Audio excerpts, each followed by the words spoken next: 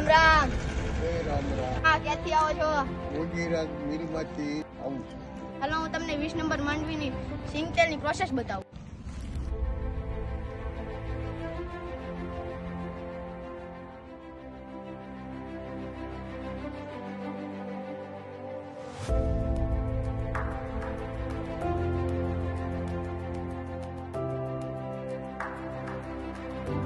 આ 20 નંબર મગફળી છે.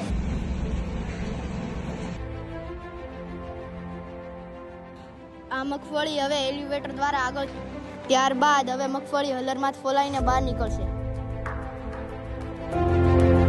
ત્યારબાદ હવે દાણા આગળ પિલાણ માટે જશે. આ નીકળ્યું તેલ.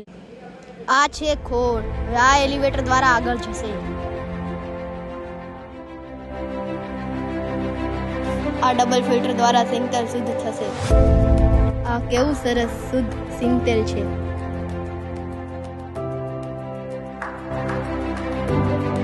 આ ડબલ ફિલ્ટર સિંગતેલ. અહીંયા અમારે શુદ્ધ અને સાત્વિક સિંગતેલ કાઢવામાં